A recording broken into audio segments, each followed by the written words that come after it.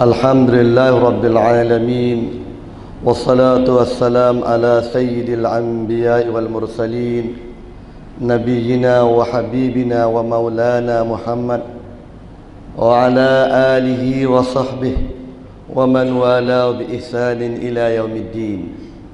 أشهد أن لا إله إلا الله وحده لا شريك له وأشهد أن محمدا عبده ورسوله أرسله بالهدى ودين الحق ليظهره على الدين كله ولو كره المشركون. سبوح قدوس ربنا ورب الملائكة والروح. سبحان الملك المعبود، سبحان الملك الموجود، سبحان الملك الحي الذي لا يموت. فيا معاشر المؤمنين رحمكم الله، أوصيكم وإياي بنفسي بتقوى الله عز وجل وبطاعته لعلكم تفلحون. قال سبحانه وتعالى: يا أيها الذين آمنوا اتقوا الله حق تقاته ولا تموتن إلا وأنتم مسلمون واعتصموا بحبل الله جميعا ولا تفرقوا. Ma'asyaral mu'minin rahimakumullah, hendaklah sama-sama kita bertakwa pada Allah Subhanahu wa taala.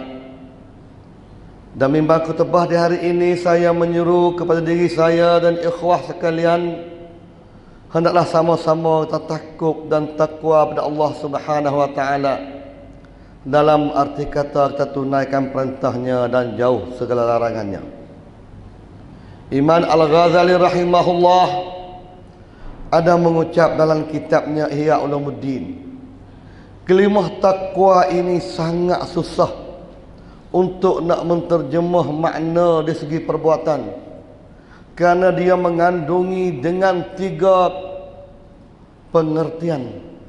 Pertama, takut pada Allah Subhanahu wa taala yang bertolak daripada hati bersih, takut, cinta dan hayat pada Allah Subhanahu wa taala. Yang kedua, daripada anggota takut pada Allah Subhanahu wa taala. Yang ketiga, perkataan sentiasa memuji dan minta keampunan dari Allah Subhanahu wa taala. 3 kategori inilah yang membawa seorang itu takwa dengan makna yang sebenar. Ma'asyaral mu'minin rahimakumullah, Nabi sallallahu alaihi wasallam telah menyeru umat Islam di zamannya yang terdiri pada sahabat yang Allah gelar mereka itu ulaika humus sadiqun dan ulaika humul muflihun. Sahabat Nabi dari kalangan orang-orang yang bertakwa, yang kasih mesra dari kalangan mereka. Walhal itu Nabi sallallahu alaihi wasallam menyuruh mereka. Nabi berkata, jaddidu imanakum. Faqila fa kaifa nujaddid imanana? Qala fa aksiru min qawli la ilaha illallah. Nabi berkata kepada sahabatnya, wahai umat Islam, wahai sahabat, jaddidu imanakum, hendaklah kamu tajdidkan iman, hendaklah kamu membaharuikan iman. Dalam arti kata kita dah pun ada iman, sahabat dah pun mempunyai iman, memeluk agama Islam dan beriman kepada Nabi, beriman kepada Allah dan Rasulnya. Tetapi Nabi berkata, jaddidu, hendaklah kamu membaharui iman. Membaharui iman, tajdid iman, merupakan satu kepastian kepada setiap pribadi Muslim. Sahabat bertanya, fa kaifa nujaddid imanana? Qala fa aksiru min qawli la ilaha illallah. Bagaimana kita nak mentajdidkan iman kita? Maka Nabi berkata, hendaklah kau banyak berkata la ilaha illallah. Kerana kalimah la ilaha illallah ini satu kalimah syahadah yang mengandungi tauhid, Karena segala-gala kehidupan manusia Allah terpijak di atas minhaj la ilaha illallah. Ada hadis yang lain. Nabi SAW mengutus Muaz bin Jabal. Hadis diriwayatkan oleh Imam Bukhari. Hadis riwayat ini 70 riwayat. Sehingga sampai kepada Imam Al-Bukhari. Dan Imam Al-Bukhari mengatakan hadis ini sahih. Dan juga Imam Al-Iraqi mengatakan hadis ini sahih. Imam Al-Iraqi guru kepada Ibn Hajar Al-Asqalani. Nabi SAW utuh Muaz bin Jabal ke Yaman. Nabi berkata, kamu di sana akan berjumpa dengan ahli kitab. Dan hendaklah kamu menyuruh mereka kepada syahadah la ilaha illallah dan Muhammad Rasulullah. Ini merupakan sumber agama Islam. Agama Islam bersumber kepada minhaj la ilaha illallah Muhammadur Rasulullah. Nabi SAW ada sabda yang diceritakan oleh Imam Abu Dawud, diceritakan juga oleh Imam An-Nasai, wasahahu Ibn Hibban. Nabi SAW bersabda, sesiapa yang elok wuduknya, yang sempurna wuduknya, setelah dia selesai wuduk dia berkata asyhadu an la ilaha illallah wa asyhadu anna Muhammadan abduhu wa rasuluh, maka Allah bagi kepadanya mana-mana pintu syurga, mana-mana 8 pintu syurga, pilih sahaja yang ia mau. Ditambah oleh Imam At-Tirmizi, setelah baca setelah wuduk, asyhadu an la ilaha illallah wa asyhadu anna Muhammadan abduhu wa rasuluh, Allahumma ja'alna minat tawwabin wa ja'alna minal mutatahhirin. Dari 3 hadis yang sahih yang saya kemukakan ini adalah menyatakan bahawa agama Islam bertunjang kepada tauhid la ilaha illallah, dalam arti kata tiada Tuhan yang berhak disembah melainkan Allah. La ma'budu siwah illallah. Tidak berhak beribadat Tuhan yang lain selain daripada Allah Subhanahu wa taala. Syekh Qutb rahimahullah ketika telah dia meringkaskan dalam tafsir Syekh Qutb rahimahullah, ketika dia telah meringkaskan apa yang telah nyata dalam tafsir fi zilal Quran, dia meringkas dalam kitabnya Mu'allim fit Tariq dalam bab la ilaha illallah manhaju hayah. La ilaha illallah merupakan cara hidup. Dalam arti kata la ilaha, tidak ada Tuhan yang berhak disembah melainkan Allah. Syekh Qutb mentafsirkan makna la ilaha illallah ini lebih luas, mengandungi segala sultah dan hakimiyah. Tidak ada cara pemerintahan melainkan pemerintahan Allah. La hakimiyata illa hakimiyat Allah. Tidak ada sistem pemerintahan melainkan pemerintahan yang datangnya daripada Allah Subhanahu wa taala. Kerana Allah Subhanahu wa taala Al-Alimul Hakim, Al-Hayyul Qayyum, dan Allah sendiri berjanji Allah memuliakan anak Adam. Walaqad karramna bani Adam, dan sesungguhnya kami telah muliakan bani Adam.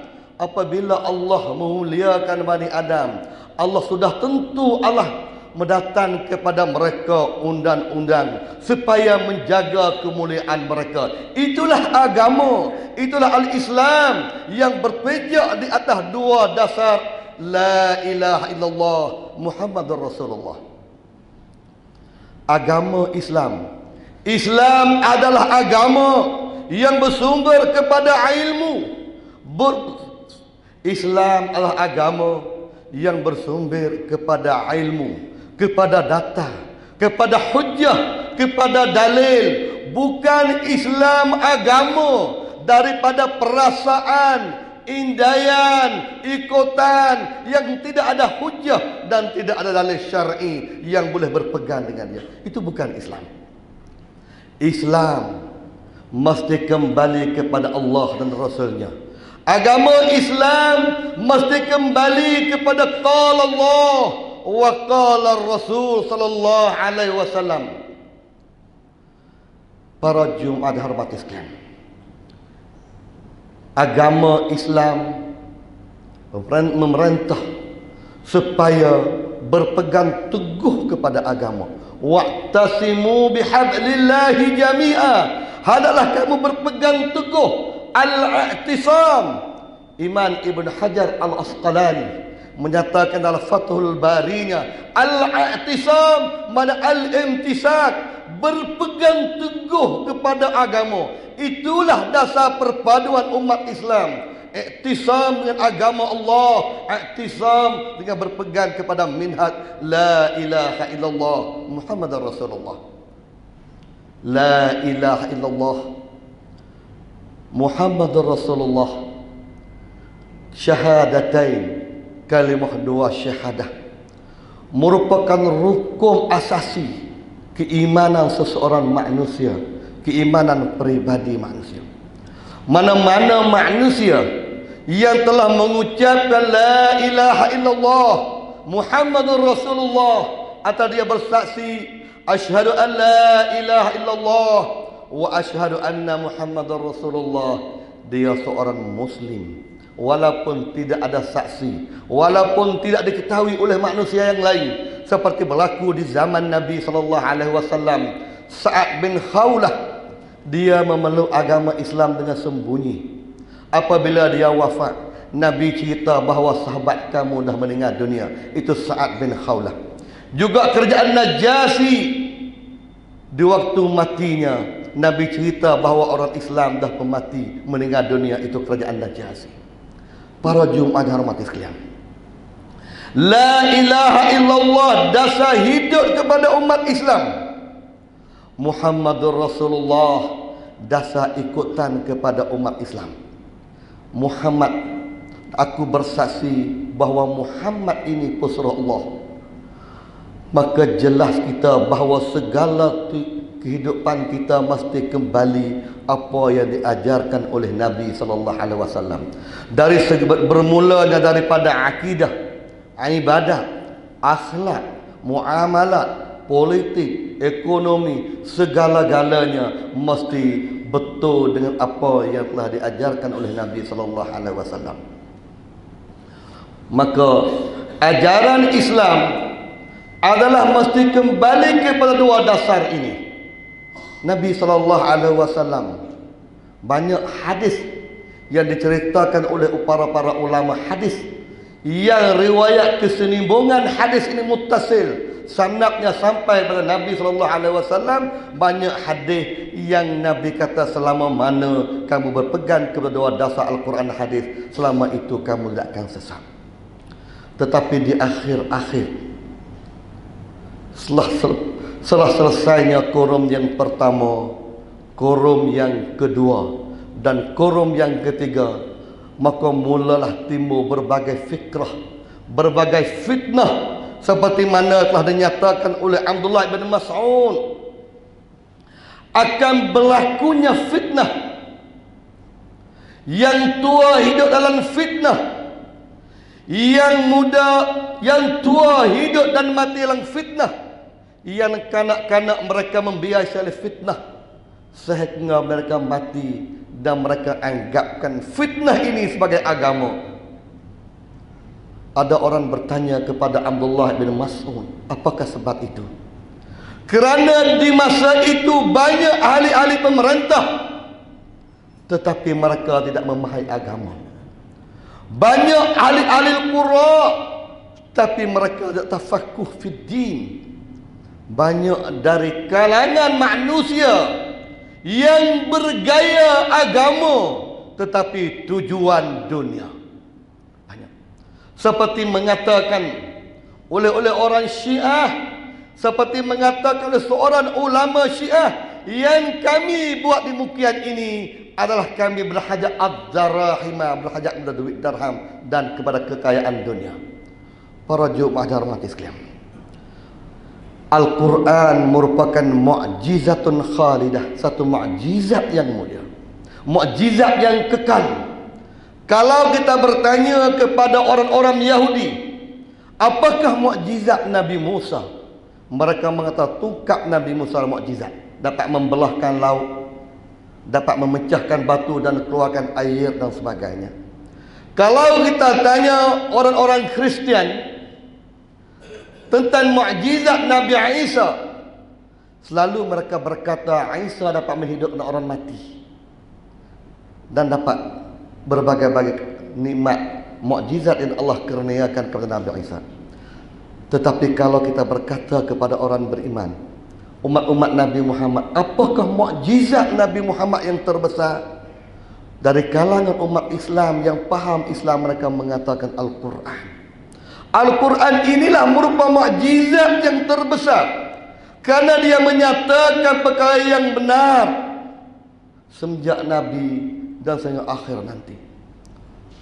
Para Jumat hormati sekalian, maka sudah tentu adalah Quran ajaran yang benar. Nabi SAW menceritakan kepada kita bahawa manusia di akhir zaman mereka akan bertemu. Yakunu fi akhir zaman dajjalun al-kazzabun ya'tuna min al-ahadith lam tasma' antum wala aba'ukum fa iyyakum wa iyyahum. Akan berlaku di akhir zaman, banyak dari kalangan manusia dajjalun yang berdusta. Dajjalun dalam istilah ulama hadis, orang dusta masalah hadis. Dan juga mereka menceritakan, membawakan hadis yang kamu tidak pernah dengar. Hendaklah kamu jaga daripada kejahatan mereka dan jaga kamu. Para Jumat hormati sekalian,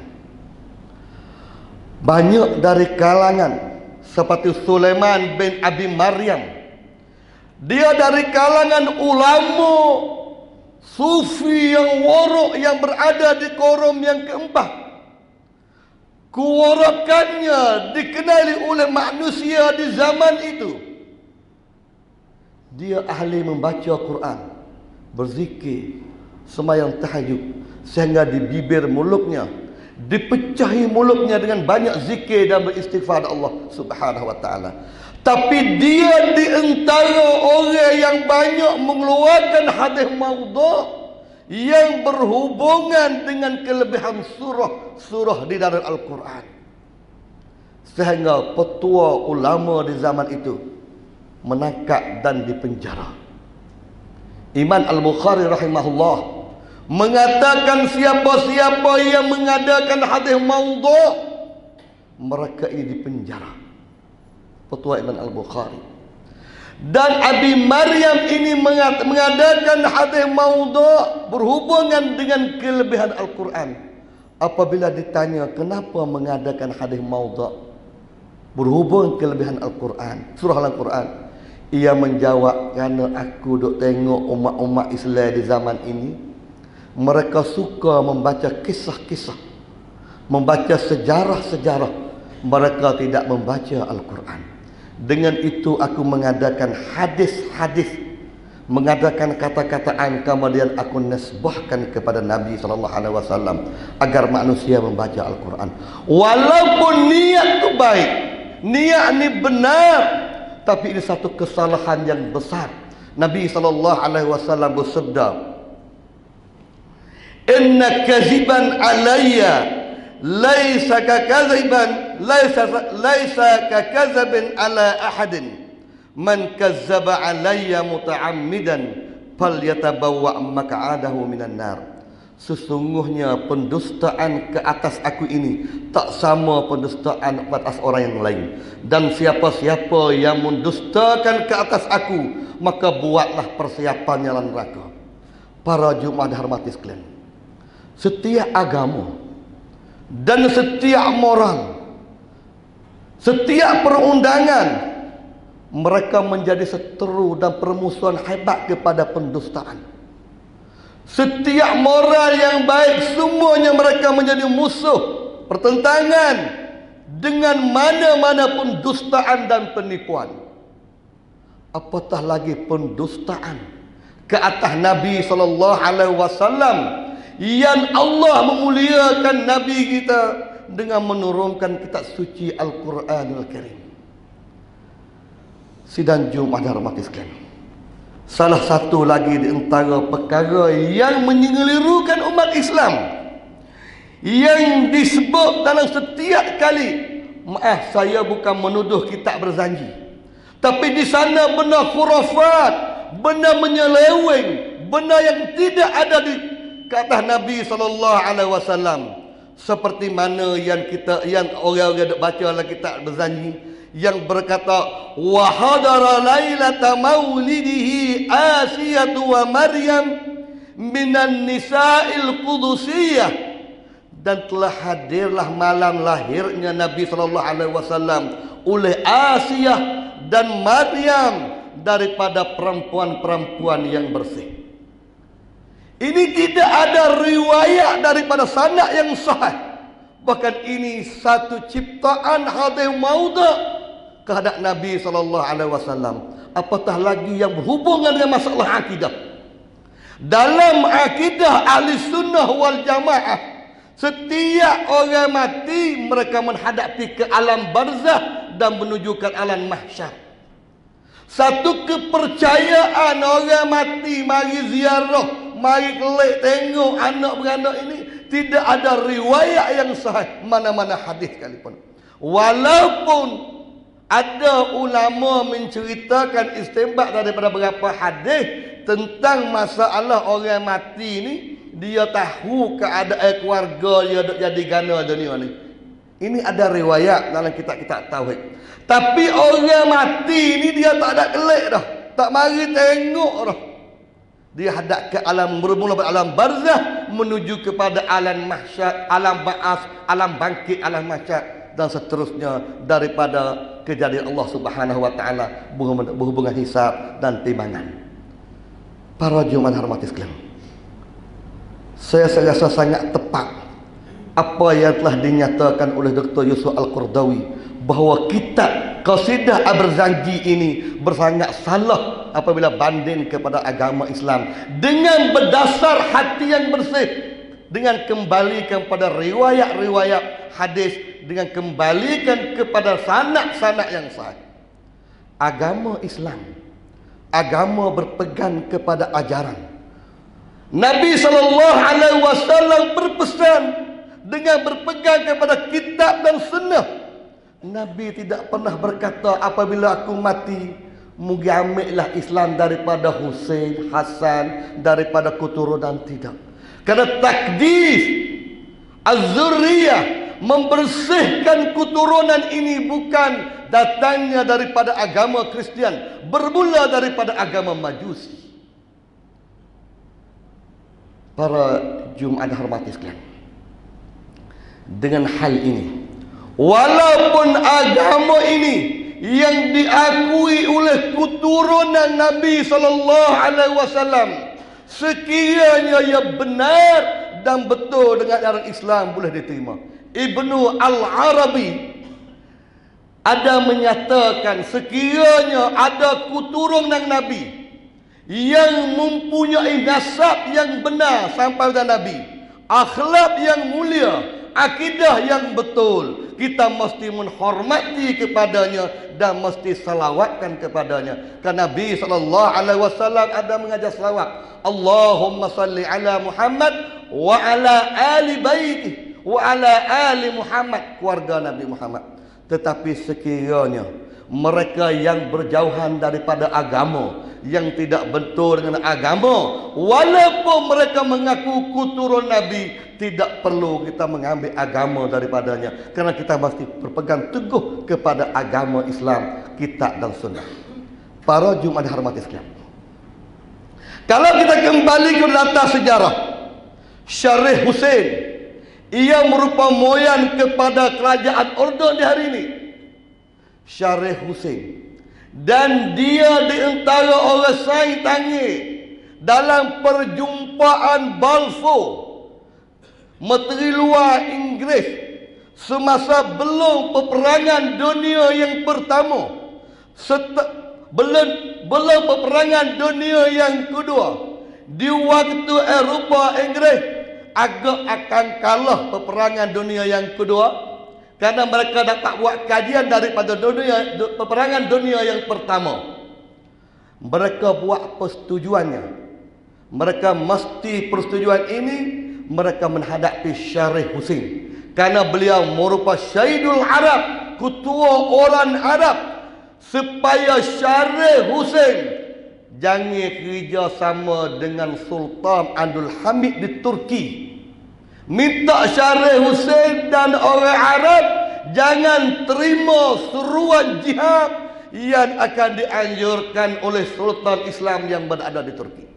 Setelah buat perjanjian Balfour, maka Syarif Hussein inilah dia melarang orang Arab supaya tidak bersama dengan Turki. Maka tahun 1964 maka hancurnya kerajaan Islam. Siapa? Itu Syarif Hussein. Dan Syarif Hussein ini ittifaq nasab Quraisy. Ulama yang menulis tentang nasab Quraisy, dia juga keturunan Nabi SAW. Tetapi tidak membawa agama dan tidak menjaga maruah umat Islam, tak perlu kita turut. Begitu juga mana-mana yang nak mengaku tetapi berjauhan dengan agama, yang nak mengaku nak bawa agama keturunan Nabi, mari dia buat karaoke lah sejak bukan. Selawat ada lafaz dia, hadis Muslim, hadis Bukhari. Lafaz selawat, lafaz zikir ada waris, kerana agama kita berpegang teguh pada kitab Allah dan sunnah Nabi. Bukan mari duk buat selawat, duk buat lafaz ni. Itu bukan jaga Islam. Apatah lagi duk puja kubur. Ini perlu umat Islam, kerana kita akan berjumpa biku apa yang dinyatakan oleh Nabi kita. Takunu akhiruz zaman dajjalun kazzabun. Akan berlaku di akhir zaman dajjalun dan kazzabun. Mereka ini sentiasa menipu manusia. Para Jumat hormati sekalian, di sana Nabi SAW cerita, yahmilu hadzal din, orang yang akan bawa agama ini ialah orang yang adil, orang yang tidak mengadakan khurafat, dan orang ini tidak menakwilkan seperti takwil orang-orang yang batal, ta'wilul mubtilin. Hadis diceritakan oleh Imam Al-Bukhari dan Imam Muslim, wasahu Al-Hakim. Para Jumat hormati sekalian, kita mesti berwaspada, jangan tertipu, karena kita ada dasar yang jelas, ittifaq ahli sunnah wal jamaah. Kita mesti berpegang pada kitab suci Al-Quran Al-Karim. Yang ingatlah, yang mari duk kecek masalah keturunan ini adalah hubungan dengan masalah Syiah. Orang Syiah lah yang mula-mula mari duk kecek dasar keturunan. Para Jumat hormati sekalian, Abu Zur'ah ada menceritakan, kalau kita ditanya orang-orang Yahudi, siapakah orang yang mulia dari kalangan kamu? Tentu mereka mengatakan sahabat Nabi Musa alaihissalam. Dan mereka berjuang bersama dengan Nabi Musa dan tukang-tukang sihir yang memeluk agama Islam dan ikut Musa. Dan terakhir mereka mesti melangkah dan mendaki laut. Inilah orang yang mulia. Kalau kita tanya kaum Kristian, siapakah orang yang mulia dari kalangan kamu? Mereka berkata puak Hawariyin, pembantu Nabi Isa. Tetapi sebaliknya, kita ditanya kaum Syiah, baik Imamiyah dan Rafidah, siapakah orang yang jahat dari kalangan kamu? Nasaya mereka mengatakan sahabat Nabi Muhammad SAW. Mereka tiga orang. Seperti mana ada berkata lagi kita Al-Wafi mereka. Para Jumat hormati sekalian, orang Yahudi mereka menghormati sahabat Nabi Musa. Orang Kristian menghormati sahabat Nabi Isa mereka. Tapi orang Syiah memperkufurkan sahabat Nabi Muhammad SAW. Para jemaah dan hormati sekalian, berpegang teguhlah kepada kitab Allah, berpegang teguhlah sunnah Nabi sallallahu alaihi wasallam, kerana ini merupakan sumber kejayaan umat Islam. Aku qauli hadza wa astaghfirullah li wa lakum wa afwidu amri innallaha basirun bil ibad.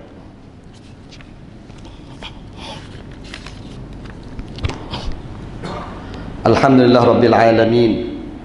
Allahumma salli ala Muhammad wa ala ali Muhammad kama sallaita ala Ibrahim wa ala ali Ibrahim fil alamin innaka Hamidum Majid. Fa ya ibadallah ittaqullah haqqa tuqatih wa la tamutunna illa wa antum muslimun. Allahumma ighfir lil muslimina wal muslimat wal mu'minina wal mu'minat al ahya'i minhum wal amwat. Rabbana atina fid dunya hasanah wa fil akhirati hasanah wa qina adzaban nar. Subhana rabbika rabbil izzati amma yasifun wa salamun alal mursalin walhamdulillahi rabbil alamin. Aqimus salah ya ibadallah.